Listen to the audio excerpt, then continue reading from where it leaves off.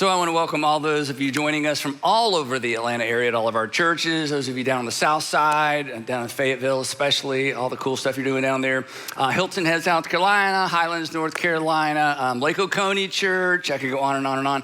Those of you following us from campsites all over the country, we get some of the coolest email from people who've gathered together and watch us. So the thing that's so exciting to me, honestly, because of you, is that there is just this growing number of Jesus followers. I mean, men and women have put their faith in Christ, but have said, no, it's more than believing, it's behaving, and it's following Jesus. And seeing some of the great things that have happened are beginning to happen from people on different sides of the political aisle, people who've just never engaged with people who weren't like them, but realized, wait a minute, I'm a follower of Jesus. These are my brothers and sisters. And that's making a difference in your community, and that's making a difference in our community. And I love the fact that we get to do that for another year together. Now, as we start off this year in January, and I know we're kind of into it, a few days into it, this is typically, for many of us, the season of self-improvement, which is good. And the reason this is good, and I don't have anybody in mind, but some of you need to improve yourself, okay? I'll just leave it at that, okay? So this is a good thing. This is where we become painfully aware, because we're reminded, painfully aware of where we are and where we're not, what we need to start, what we need to stop doing, what we need to start eating and stop eating, eat more of and eat less of. And in many of our cases, it's the same stuff that we decided a year ago that we were gonna do less of and do more of and stop eating as much of. And I get that, I'm guilty of that as well. And in this season, we're really asking you didn't have this question before today, but basically the question for most of us during this season is, what should I do about me? And this is an important question to ask. In fact, multiple times at our church, we talk about things that you need to work on for you and I need to work on for me. What can I do to make myself, in this case, smarter? What can I do to make myself slimmer or stronger, healthier, wealthier, successfuler? Maybe you want this year to make yourself less lonelier. And as a pastor, I just want to say, go for it. I hope you accomplish all of those goals. I hope next year your goals are different because you've been so successful this year. Stick with them, get that degree, break that habit. So for some of you, it's get out of debt. I hope you're massively successful and consistent. But I want to, in the next 3 times we're together beginning today, I want to add a question. I want to give you something to add, a second question that actually is gonna potentially help you. It may actually motivate you with your what should I do about me goals, but it's a different question. It's not a religious question, so if you're not a religious person or you're new to faith or you've abandoned faith or somebody dragged you in here or you're spending the night with family and they're making you watch this, sorry. This has nothing to do with religion. This is just a really important question that I think you'll agree that everybody should ask and answer, and everybody should ask this question in every season of life, because the answer or the answers to this question change with each season of our life. In fact, if the question, I'll tell you what it is in just a minute, if it sounds familiar, it's because I introduced this to our network of churches back in 2015. And every once in a while, I kind of drop it into something as a reminder. But in every season, we should all, I think, dust this off and ask and answer this question. Now, little heads up, little warning, this question will mess with you. It will bother you. It may make you feel guilty. It may motivate you. If we allow it to do its work, this is the kind of question that can focus you and maybe change you. I mean, as we're gonna discover, this question or similar questions actually change some people's life. It has the potential to change, honestly, this isn't preacher talk, it has the potential to change the trajectory of your life. You may be surprised by a rush of emotion or maybe a rush of guilt. I think when we ask this question, some of us, if we're honest, we're tempted to look away because the answer scares us. For some of you, when I ask the question, you're gonna know the answer immediately. Others of you aren't gonna have an answer, and that's okay. We're gonna talk about it for a while. This is just the beginning of the conversation, so there's no guilt, and if you don't have an answer, that's okay. But I would suggest you write it down and put the question somewhere where you can look at it, because this is the kind of question that will make your life better. Now, if you're a Christian, again, this isn't a religious question, but if you are a Christian, especially if you've committed to being a Jesus follower, this I don't know, this question is important for us for several reasons, and we're gonna talk about one specifically next time. But the reason we should all take this seriously as Christians especially is because this question, or the sentiment behind the question, the thing that fuels the question, actually threads its way through the entire story and history of our faith. I'll give you a couple of examples.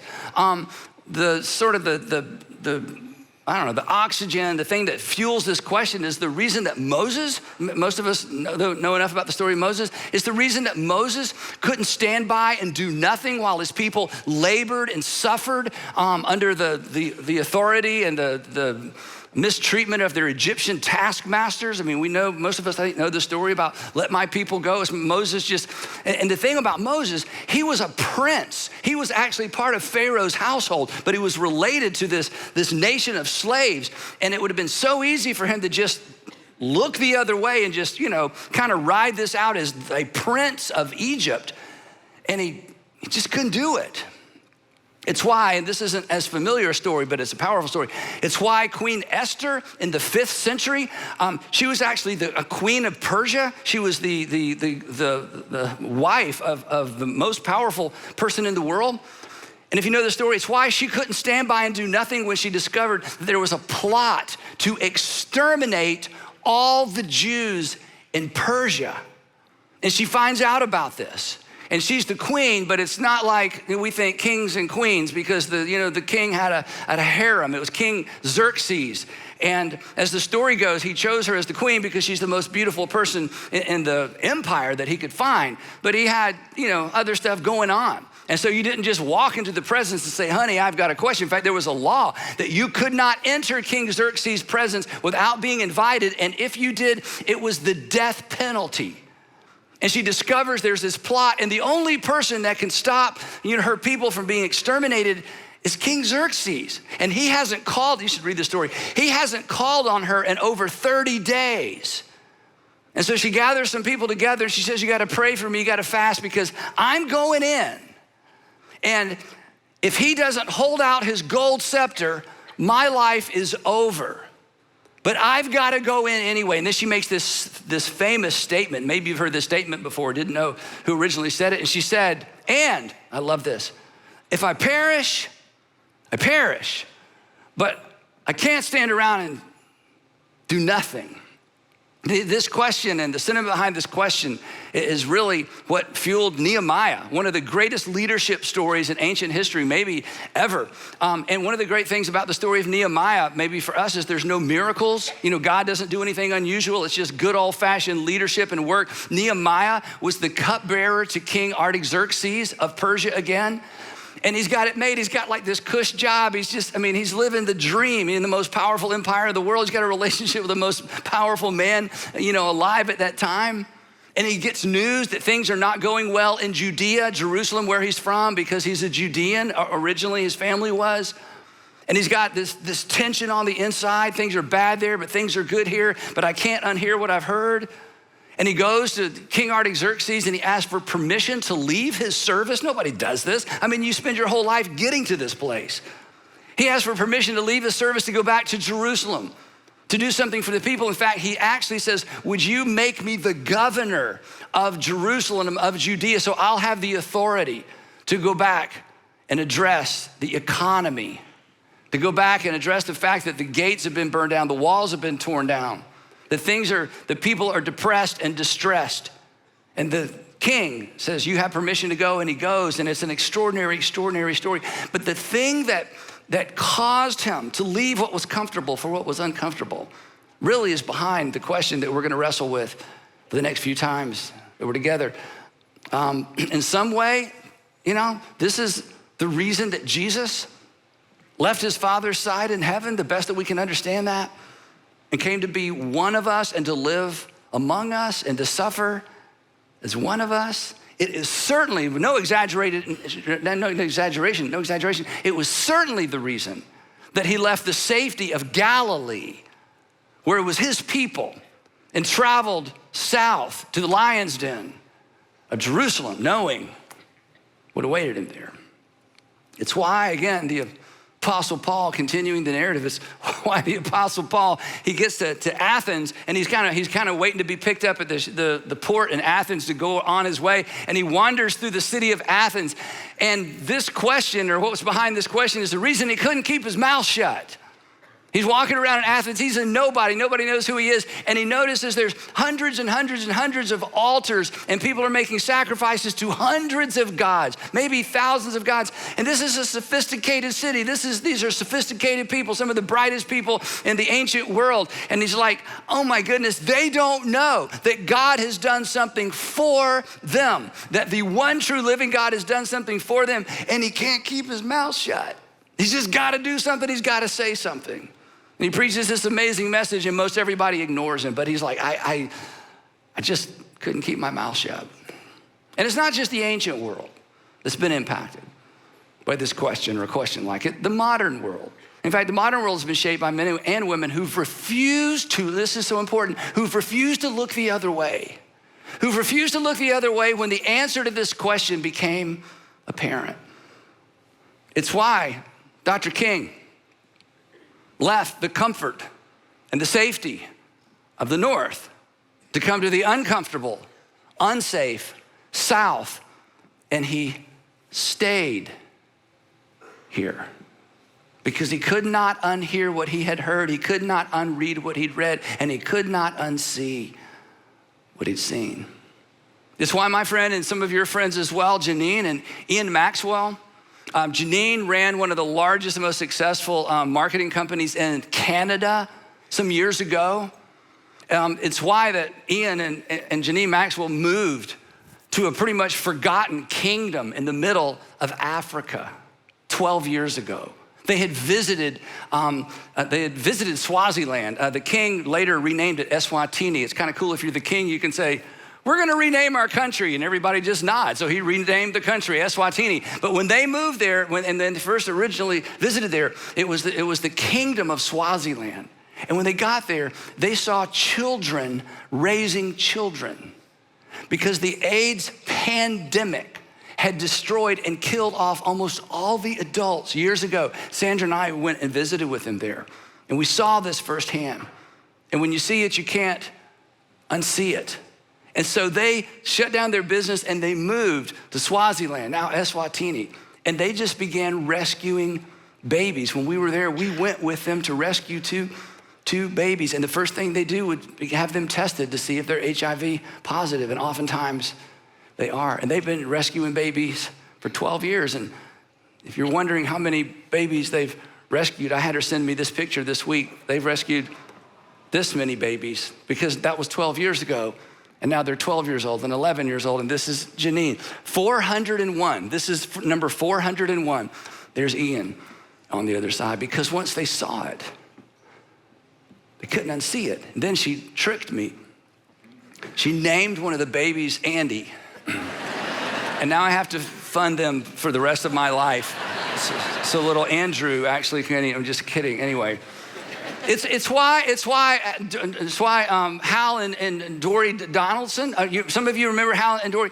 I interviewed Hal for Be Rich this past fall. Remember he told that amazing story? It's why 30 years ago, they loaded up the back of their truck with groceries and began delivering groceries on the other side of town because they discovered there were people in their own communities that didn't have enough food to eat and enough children. There were children who weren't getting the right kinds of meals. So they just began delivering food. And what began as a hobby, what began as a weekend project actually became a nonprofit and has become one of the most successful and most well-run nonprofits in the nation. One of our partners, strategic partners, one of our interstate partners, Convoy of Hope. The answer to this question, no exaggeration, is really why we started this church. I mean, the last thing, 28, 29 years ago, the last thing the city of Atlanta needed was another church. I mean, we're in the South. I mean, you can't go 100 yards and there's another church, right? But we were convinced that Atlanta needed a different kind of church. This question is why Sandra and I became foster parents. Sorry. We had a friend and he told us his story. He was a foster kid, grew up in foster homes. And I listened to his story, we listened to his story, and we're like, I can't unhear that. And suddenly I've become aware. We wake up to a reality in our communities that we didn't know about before. And once you know, you can't unknow. And we couldn't, foster all the kids that needed to be fostered, but we could foster some. And so for 10 years, kids are in and out of our home. So all that to say this, when we address and when I give you the question, you may not have an answer, and that's okay. You may not have an answer yet, but in the meantime, I want you to write this down, and I want you to put it somewhere. And I'm inviting you to allow this question to bother you until you have some sort of answer. On the other hand, as soon as I give you the question, some of you are gonna know immediately what the answer is, and you're gonna be frustrated because you're like, yeah, I think about that all the time, Andy, but I don't know what to do, and I don't think there's anything I can do, and thanks for reminding me. I'd rather not think about it. The problem's too big, it's too complicated, and I can't do anything. And I'm here to tell you, everybody can do something. And then you may be the opposite. You may know the answer to the question, and you may know exactly what to do, but it scares you. And it should, because it's gonna cost you. It's gonna cost you some time and some money, some freedom. It's gonna cost you some opportunities, and it may cost you a reputation. It may cost you a relationship because you've got family members that are like, you're gonna do what? You're gonna start donating to what? You're gonna start volunteering where? You're gonna take your vacation and go where? And they're never gonna understand. It's gonna cost you something, and I get it. But here's why that's okay. And here's why it's worth it. Here's something we all have in common. The people that you admire the most, are not the people who got in shape, got out of debt, and then just got on with their lives. The people that inspire you are not the people who've devoted themselves to becoming the best version of themselves and then just went on to be a better version of themselves. The folks who inspire and amaze you are the folks who at some level had the courage to ask, answer, and act on this question. And they are the people that made a little piece of the world better, and they certainly made somebody's world better. So this is a question we should all ask, and we should all ask it in every season of our lives. And just want to be fair, while it's absolutely appropriate, while it's absolutely the right thing, in fact, it may be the urgent thing for you to ask the question, what should I do about me? I mean, there may be some things that you really need to immediately address. What should you do about you? And I would encourage you to do that. As you start the year, along with this question, I just want to invite all of us to take a step away from the mirror, step off the scales, put our phones down for just a moment, and ask a better, a clarifying, I'll be honest, a terrifying question that will reveal something about you, but has the potential to catapult you beyond you in a way that maybe you never thought possible. So here it is. What breaks your heart? What breaks your heart? It's okay not to know, but it's the question we should all ask from time to time. What breaks your heart? And like me, just to be clear, like me, there are a lot of things that bother you. There are a lot of things that irritate you. There are things that offend you culturally. There are things that bother you nationally. There may be some things that irritate you locally. But is there one thing that surpasses all those other things? Is there one thing, one category, one issue that above all the things that just kind of bother you and irritate you and make you mad and make you want to throw something at the television? Is there one thing in particular that is above all those other things? Is there one thing that just kind of stays with you? You kind of wish you'd never read about it. You kind of wish you'd never heard about it. You wish you'd never seen it. You wish you'd not visited it because now you can't get it out of your head. And it just sits there. And it's frustrating because you don't think there's anything you can do about it, but you live with a bit of that tension. And one of the things that bothers you is it doesn't seem to bother anybody else. They're just irritated and you're like, no, it's bigger than that. Is there anything that transcends merely irritating and concerning, that elicits more emotion than all of those other things? More than sad. Is there anything that when you give it your undivided attention, it kind of makes you mad? Something that you find yourself thinking or saying, this just shouldn't be. This is how Sandra and I say it all the time. We'll see something or hear about something. It's like we say, that just shouldn't be in the world. Now, I mentioned Janine Maxwell a few minutes ago, showed you the picture of the kids in Eswatini. She wrote a book years ago when she first got there. She's written several books. And I love the title of her book. The problem with the title of her book, it is so emotional to me because I've been there and I've seen this extraordinary work they do. But here, it's the perfect title.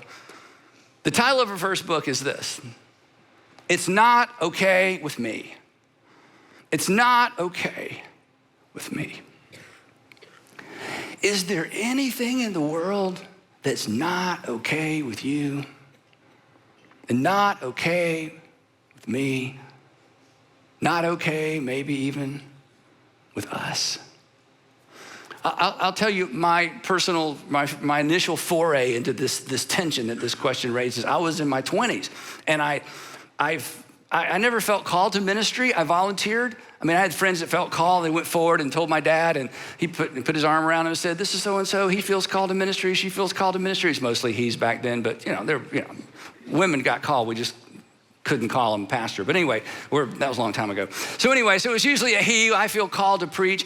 And I was driving around with my dad because I wanted to be in ministry. I'll tell you why in a minute. But I never felt called. I was kind of waiting for this lightning bolts, or I woke up in the middle of the night, or the angel, or I would sometimes pray, God, if you're going to call me, don't do it audibly because I will wet my pants, okay? So just don't overcall me. Just, make it clear, So I'm driving around with my dad one day, and I said, Dad, do you have to be called into ministry, or can you just volunteer? That's what I asked him. We're in our green Grand Safari station wagon. I remember right where we were in Cobb County, I said, can you just volunteer for ministry? Because he said, yeah. I said, well, I'd like to volunteer. So that's how I got into this. And I tell you what drove me. I was working just as a volunteer with some high school students, and I began working with college students and then high school students again. And the thing that broke my heart was watching students, back then we call them young people, watching students, teenagers and, college students, watching them make decisions that I knew would potentially undermine their future. It just broke my heart. I'm like, no, why are you doing that? Why are you going there? Why are you participating? You don't understand. You think it's an event, it's a pathway. This leads somewhere. I mean, come on, life is hard enough. Don't make your life harder by creating your own regret. I mean, some regrets are unavoidable. They deal with, they have other people that do things to us or create environments we can't escape. But come on, don't make your life harder than it's already gonna be. And that burden stayed with me, and that's what drove my communication then. It's what drives my communication now. It's why try to be practical. So, sidebar, here's the mini sermon for today. Don't make your life more complicated than it already is with bad decisions. That's it. That's all I want to say to you week after week after week. Follow Jesus. This is why we say following Jesus makes your life better, makes you better at life. So that's what really broke my heart in those days. That's why I stayed for years and years. I thought I would work with high school students my whole life. I really did. Because I'm like, if you can just get these college years right, it just puts you on a trajectory that's going to make your life better. Now, okay, so that's enough about me. So back to you. What breaks your heart? Years ago, we're in the kitchen and Sandra and I are talking about this. And she had a different way of asking this question. So I'll give you her version, and maybe it's more clarifying for you. She said, if it were up to you and you could choose like one thing, if it were up to you and you could choose one thing, there's the question. What would you like people to line up and thank you for at the end of your life? That's a great question. If you just pick one thing and all your productive years are over, you're sitting on the front porch somewhere and they're gonna line up, people who've been in and out of your life, and you could choose what they would come and thank you for. In other words, the one thing that you would wanna make a difference in the world or with a group of people, what would you like for people to thank you for at the end of your life? Here's another angle. This is kind of the nuclear angle. If you could push a button, that's why it's nuclear. If you could push a button and change one thing in the world, what would it be? If you could suddenly, you had the power to change one thing in the world, what would it be? Now, if you don't have an answer, don't force it. It's not gonna be a quiz. Nobody can read your mind. You don't have to know today. But if you don't know, if you don't have an answer, I want you to think about it because we're gonna continue to talk about it. What breaks your heart? Now, here's the good news. That was kind of the scare you away news. Here's the great news, okay? So kind of bring you back. Regardless of your answer, you're not gonna have to face down a Pharaoh and deliver a nation from Egypt, okay? So you're not gonna have to do that, all right? So you can take that, that's already been done. You're not gonna have to rebuild a wall around a city. You're not gonna have to replace the burned down gates. You're not gonna have to restore a national economy. You're not gonna have to confront idol worshipers in the streets of Athens, all right? You probably won't even have to quit your day job. But you're probably gonna have to quit something. Answer this question honestly, you're not gonna have to give up everything, but you're gonna have to give up something. You probably won't have to leave the country, you probably won't have to leave the city, you probably won't have to leave your house, but you're gonna have to leave behind something. You probably won't have to leave the country, but I'll tell you what you will have to leave. You'll have to leave your comfort zone. And you're like me, and I'm like you. We kind of set our sights on the comfort zone. Hey, we're Americans, of course we do. I don't think that's bad. It's not a problem. It's just, we have the opportunity to do that. Most people in the world don't even have the opportunity to create a comfort zone, but we can save toward it and invest toward it and plan toward it and get our family straightened out toward it and get our marriage, we can sort of work toward a comfort zone. And we're all drawn there. In fact, some of you are close to there. Some of you finally got it set up. Some of you are in your 20s and you're like, one of these days. But if you let this question get to your heart, you won't be able to stay there all the time. You're gonna be forced, you're gonna be called, you're gonna be motivated to step out. Because whatever breaks your heart, you're not gonna be able to address it from the safety and the comfort of your comfort zone. You're not gonna have to give up everything, but you're gonna have to give up something. And here's the thing, that's okay. Let me make you a promise. Whatever you give up in order to address the thing that breaks your heart, here's the promise. You won't miss it. But if you ignore the tug, if you decide, I just can't look over there, I don't want to hear about that. If you ignore the grief or the anger or the heartbreak, if you keep telling yourself there's nothing I can do, let me tell you what you will miss. You'll miss an opportunity. And here's the real tragedy. You won't know you missed it. It came and it went. And you were so locked in, and I'm so locked in on my comfort zone and my thing, and somebody else can deal with that, and it's too big, and what could I do anyway? You'll miss and you know what you might miss? You might miss the opportunity of a lifetime. You might miss the greatest opportunity of your lifetime, an opportunity to make a difference in the world, but for sure to make a difference in somebody's world. And missing that opportunity, please hear this, missing that opportunity is what you should fear more than the potential cost of facing and answering that question. Let me say that again. Missing that opportunity, whatever it is, I don't know what it is for you. And if you miss it, you may not know either. Missing that opportunity is what you should fear. Because that opportunity or those opportunities in different seasons of your life are the opportunity to make a difference in the world and to make a difference in somebody's world. And here's why you should fear that more than you should fear what you're gonna have to give up. And you know this because I remind you all the time and will continue to. At the end of your life, at the end of my life, you're gonna be celebrated for the difference you made, not the dollars you made. We're gonna be remembered for what we gave and not what we saved, and I'm all for saving. In other words, I tell you this all the time. And anytime you go to a funeral, you're reminded of this, but after funerals, we have a tendency, unless it's a really, really close relative, we have a tendency to kind of shake it off and get back to life and get back to what we're doing. And I understand this, but every time you attend a funeral, you're reminded of this, that in the end, not during, this isn't about the dignity of a person or the value of every human being that's been born in the image of God, but in the end, the value of a life is always measured by how much of it was given away.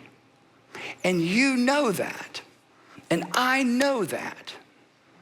And what breaks your heart is your opportunity to leverage that while we're gonna talk about this in part 3, while you still have the opportunity to do so. And here's what's true of me and what's true of you. Every single day is another day that potentially that opportunity slips away. So this question shouldn't scare us. It should inspire us. What breaks your heart? So here's what I want you to do. I just want you to pay attention this week. And maybe you've got some close friends or some people who attend or who watch with you. Just talk about it. And this is equally as important. If nothing breaks your heart, you should pay attention to that as well. Because that says something about you. And it may be an indicator that you have some work to do. And if you are a follower of Jesus, as we're gonna talk about next time when we open the scripture and we dive deep into one of Jesus' most amazing teachings, it's a reminder that God wants to do some work in us. Because if it's all about me, no matter how much I weigh and how successful I am and even how much generosity how generous I am, if it's all about me and if it's all about you, we have work to do. And if you're not a Christian, let me just be clear, if you're not a Christian or a religious person, I have no right to tell you what to do. And I'm not trying to manipulate you. I mean, your life is your life and you gotta figure out what or who's gonna be the Lord or the King of your life. But if you call yourself a Christian and I call myself a Christian, we have a Lord. The Lord who said even the Son of Man, talking about himself, did not come to be served, but to serve and to give his life for those and to give his life as a ransom for many. And those are our marching orders. And it's not to the exclusion of your physical health or your financial health or your success with your family. But if this isn't a part of, if this isn't a piece of, if this isn't a slice of your time and your opportunity and your talent and your treasure and your expertise, then maybe you have some work to do. So, in the meantime, get in shape, diet, exercise, get that degree, get out of debt, keep working on you. And here's why you should keep working on you. Because you should be the best version of you can possibly be in order to be a means to an end that is not you. And when you are willing to position yourself as a means to an end that doesn't end with you, you experience life that is truly life. And many of you in this room with me, and many of those of you at all of our campuses, and many of you watching, you know exactly what I'm talking about because this has been your life for years and years and years. So keep working on you because chances are there's something bigger than you that involves you that may be waiting on you. And I don't want you to miss it because that would break my heart. And we will pick it up right there next time in part 2 of A Better Question. And I'd love to pray for you and us. Heavenly Father, every one of us is a product of somebody who put us ahead of themselves. A coach, a teacher, a grandparent, a parent who gave up financial opportunities to be at home, a parent who decided to say no to some things so they could be at our ball games, put us to bed at night. Father, all of us understand, we are products of somebody who said, I'm gonna give up something personal for the sake of this kid, this college student, this young adult, this newly married couple, whatever the situation is. So we know this is how you work. And we know this makes the world work better. And we want to be as much a part of it, individually and collectively, as you'll allow us to be. So Father, wherever this question lands with us, for those of us who know and have looked away because it's too big, for those who don't know but want to know, would you guide us and direct us? Would you open our eyes to see the people in the world around us the way that you do, not the way that we've been maybe taught to? And then give us the wisdom, and then give us the courage to step into it, to experience that wonderful, terrible free fall of saying yes before we know all that yes entails. We're so grateful that you sent your son into this world because our sin broke your heart. So give us the courage to follow you in that way. In Jesus' name, amen.